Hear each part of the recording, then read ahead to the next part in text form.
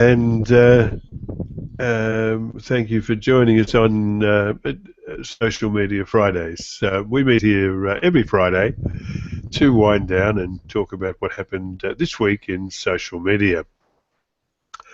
With us today we have Edwin Jonk. Edwin is CEO of IDESTHOST in the Netherlands. You can find Edwin at idesthost.nl. And Masataki Wasa is webmaster of wasaweb.net in the UK. He's also a Google Top contributor on the AdSense and also on the Google Plus Help community. You'll find Masataki at wasaweb.net, wasaweb.net. Okay, each week we put topics of interest as they pop up into the Social Media Fridays community on Google+. You're welcome to add topics if you wish, and you're also welcome to join us if you'd like to. First topic today has been posted by Masataki. It was titled "Facebook launches a new suicide prevention tool in the US." It sounds like a good idea, and my question is, why just the US? Anyway, Masataki, you posted this. Tell us what you think. Yeah. So the general idea is that if you see a post on Facebook wall from someone who might be expressing depression or even perhaps suicidal thoughts, you can, as it were, send a message and then or let Facebook know. Facebook will do an assessment. I think that's going to be conducted by a trained group of people, and then they would again highlight a message to the user who had expressed depression or suicidal thoughts to prevent that. So, links to help organizations or video clips and so on and so forth. So I think it's a great idea, and I think perhaps the reason why it is US only is that you need to be, what would be the right word, culturally aware of how people express themselves and how people act and post in certain ways. So that may be the reason why. Well, I think that the reason why is because Facebook works with different organizations with this app. It's reported that Facebook works with Matters Now, the National Suicide Prevention, Lifeline, and Save.org to develop the new features. So I think that it's US only because they only started working with these organizations. Yeah, so hopefully they can explore cooperation with other local, as it were, organizations that deal with same issues, and hopefully this can be expanded into other markets, because I think it's a good idea.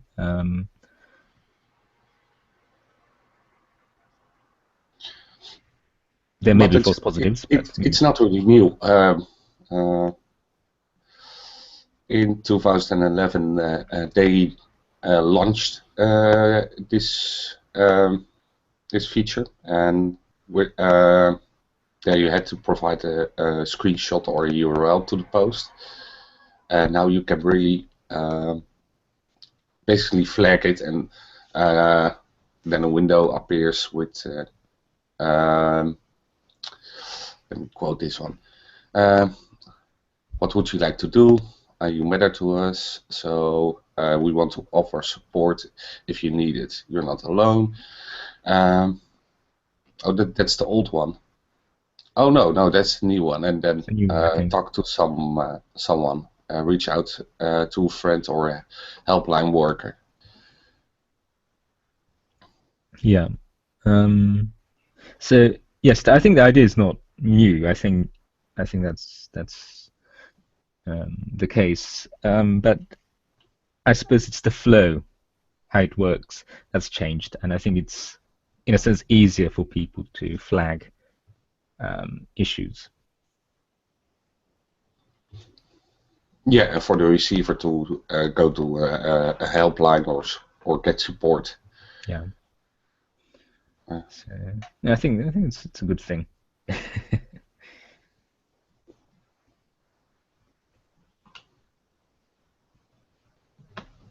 Okay, a friend of mine, well, I should probably use that term too loosely. He was an acquaintance. I met him once a year at a function that we both attend each year, and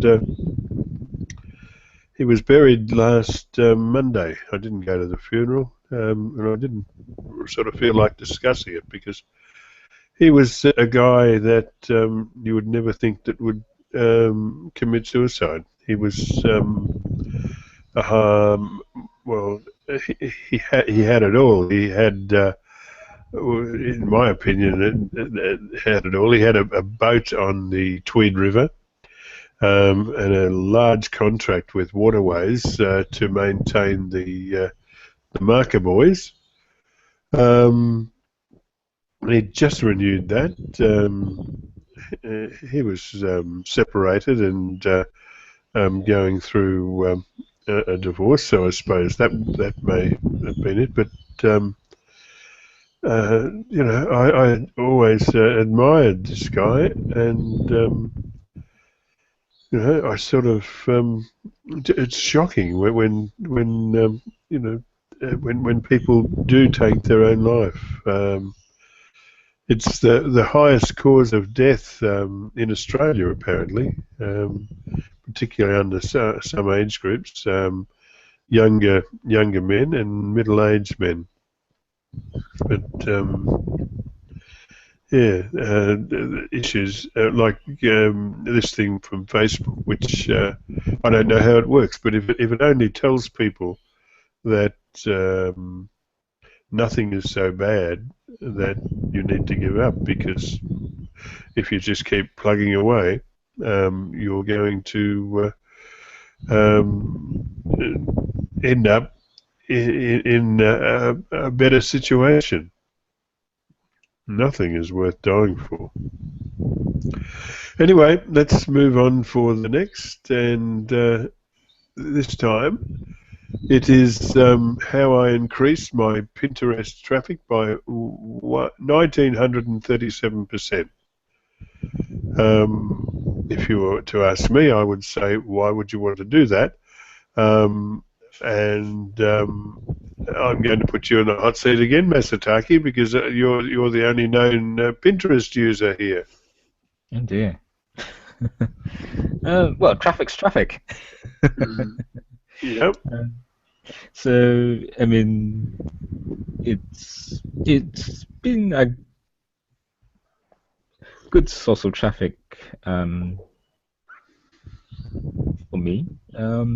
It's not a huge amount, but it's a constant inflow, and it's surprising how images that were pinned long time ago get surfaced again.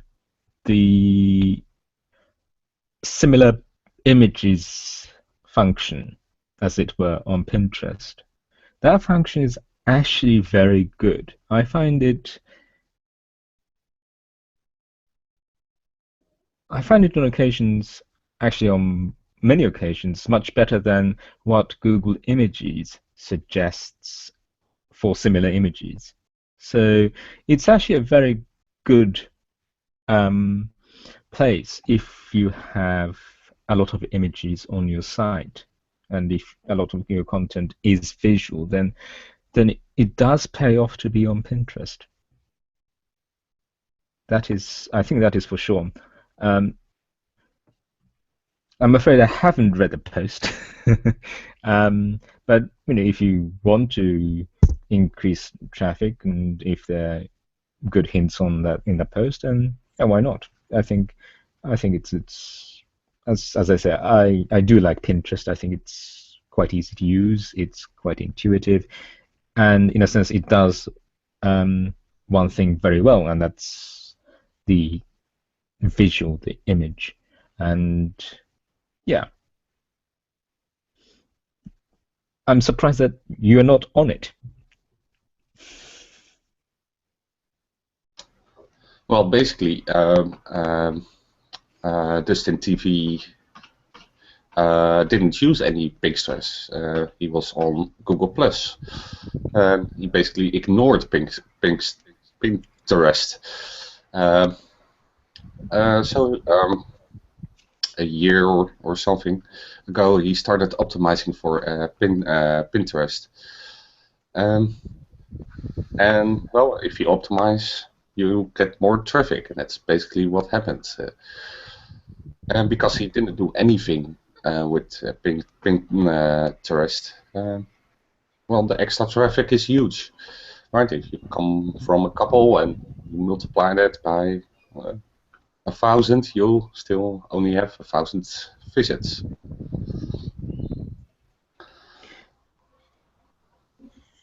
Yeah, yes, but I don't know. I'm not 100% sure how much you want to optimize inverted commas for Pinterest. I mean, you want to put good descriptions, etc. But as for the image itself, I mean, would you really think about all the dimensions, the proportions, etc., etc.? I'm not 100% sure if that would make any sense. I'm not so sure if that's in the article, but Yeah. He does the size is 735 pixels wide and 1102 pixels tall. That last one is a little bit weird, but no, I think generally speaking, I think portrait images do better because Pinterest, the pins are in a sort of quite narrow columns. So I do find portrait images tend to do better than landscape. But I'm not so sure if there are sort of specific dimensions that you have to really go for.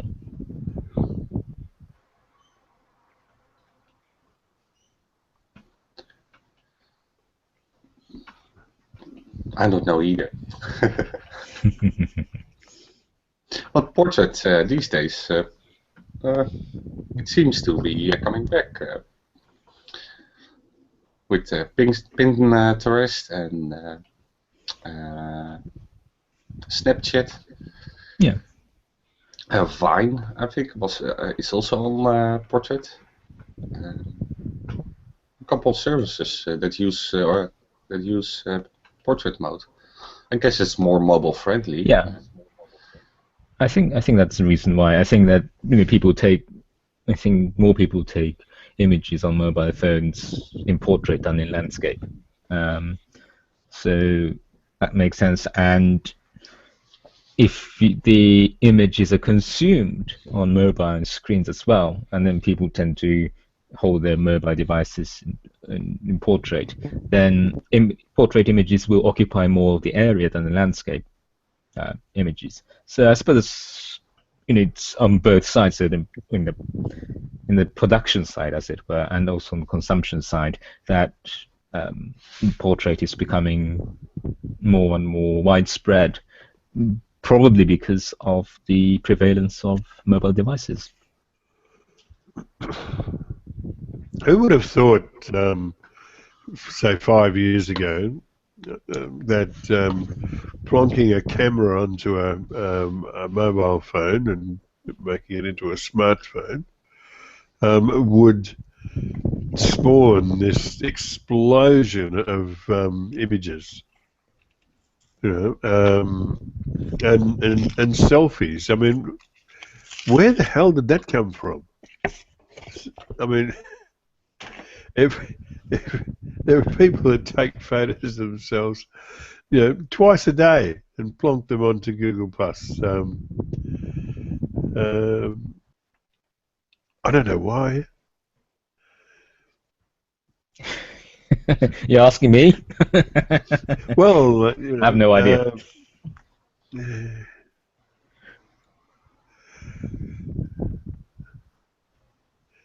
What about you, Edwin? Have you got a selfie stick yet?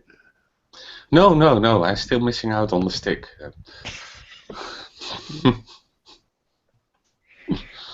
Okay.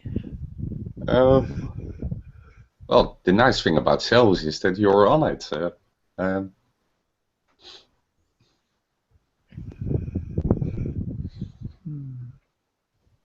Yeah, I suppose.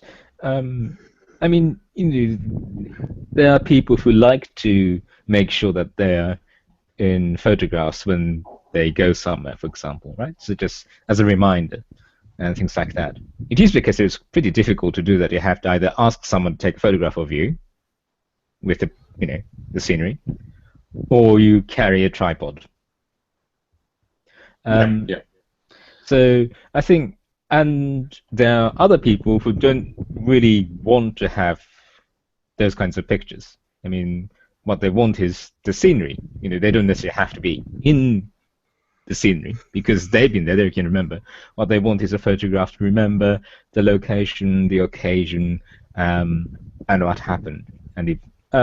So I suppose that what mobile phones and selfie sticks and whatnot have done is essentially to make it easier for people to take photographs of themselves. So people who are naturally inclined to take photographs of themselves can do so more easily. It's just that and less static. Before you have to give your camera to somebody else. You have to smell and I think and now they just grab the phone and they look, oh, that's nice, click, and they're done. And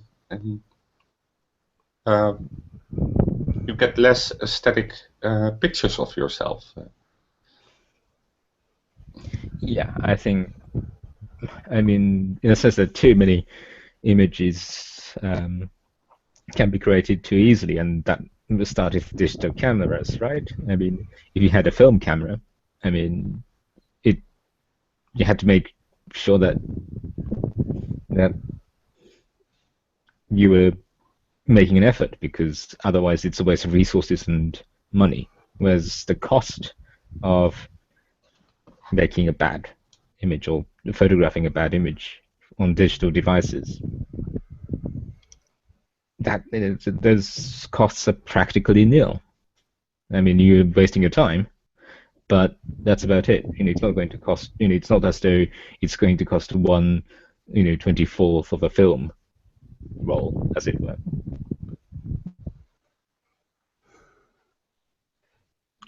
Yeah, fair enough. No names, no pectoral, but we have a friend, and as soon as her arm goes out with holding a camera in her hand, her face contorts into what I'm sure that she thinks is the best Hollywood look for her, it's quite frightening actually. It's sort of, it's like a conditioned response. Anyway, maybe I'd better start taking selfies. Preserve myself for posterity. I would like to know your Hollywood look. Or is it a duck face? I'm not sure if I can drum up a Hollywood look, Edwin. I'll do my best. I thought this was it. Practice in front of a mirror. Oh, I see. Dan has just popped up for the first time in a few days. He hasn't been well. Hmm. Oh, the flu too? Pardon? The flu? Yes, I think so. Yeah. That's nasty. Yeah, this year it's quite a nasty flu. Yeah, well, I just picked it up yesterday. and sat here and used a box of tissues last night. I asked Angie for another one. She said, no more. You've wasted the first one. I had it 2 months ago.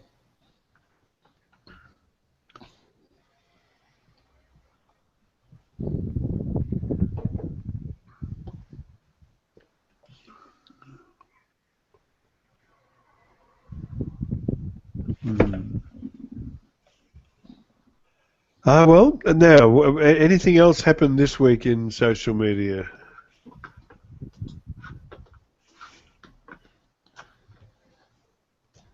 Well, Facebook has a new feature. You can send money to each other.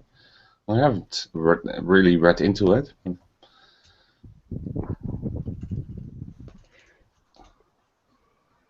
I might join Facebook. We better trial this.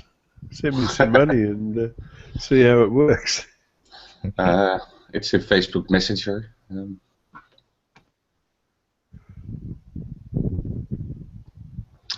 only in the US at the moment. It's always only in the US. Everything is so US-centric. And at the moment they don't, normally when you, payment apps, they collect 2 or 3% or something. At the moment it is free. Oh, that's interesting. Yeah, they had that Facebook credit thing.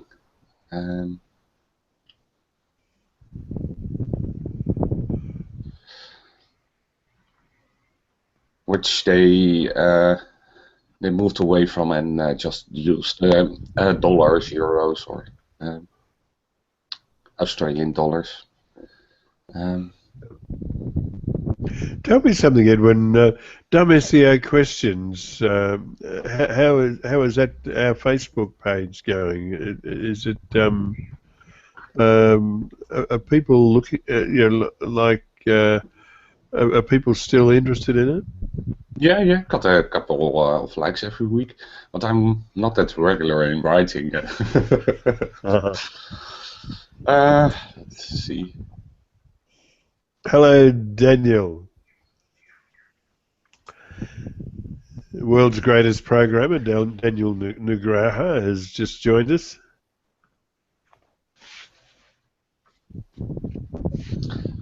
That page has 142 likes. We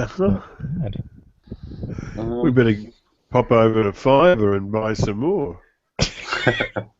And my latest post was from March the 14th, so I probably need to post something.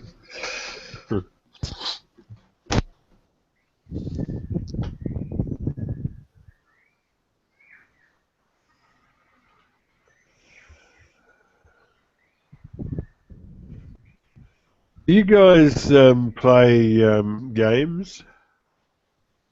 No. Well, Civilization 5.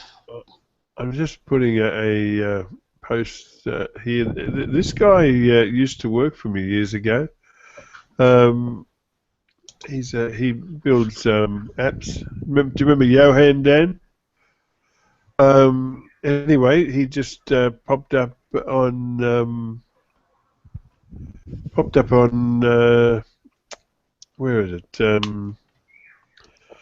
On Yahoo Messenger, and said hello, and he said, I just want to share my new game. Ooh, So snake. now I'm sharing it with you. Huh.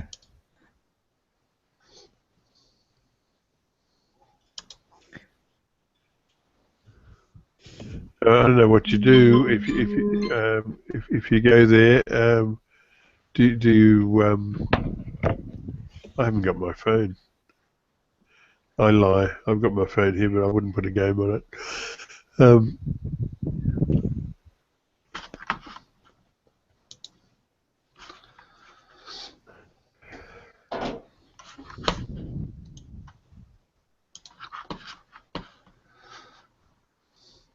I don't have any games on my phone, Jim.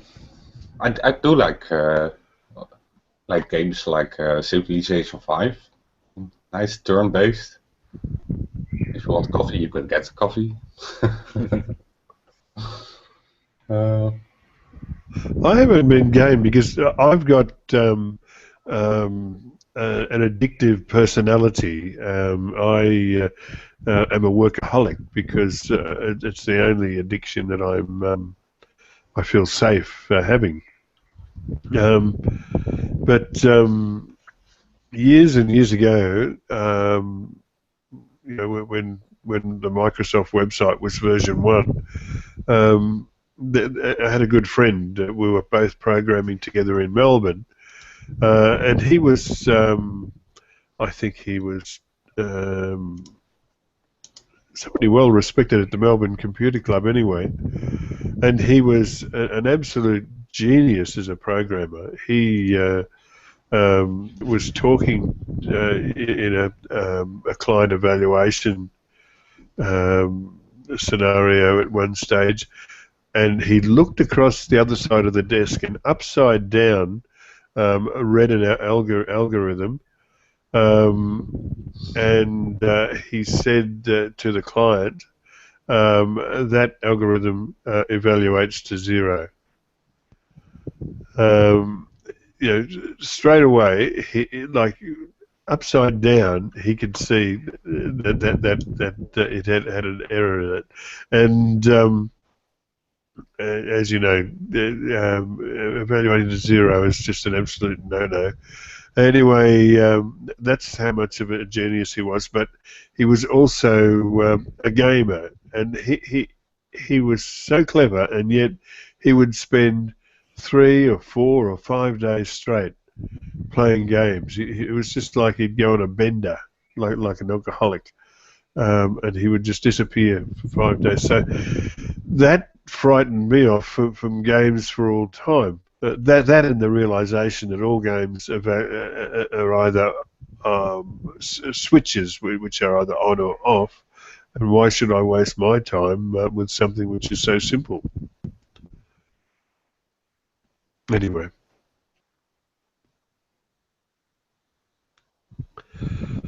All right. Shall we go to green room?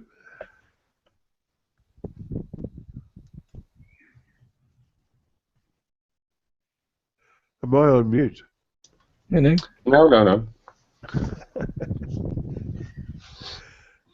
Well, I was just wondering, do we have anything more in social media to talk about?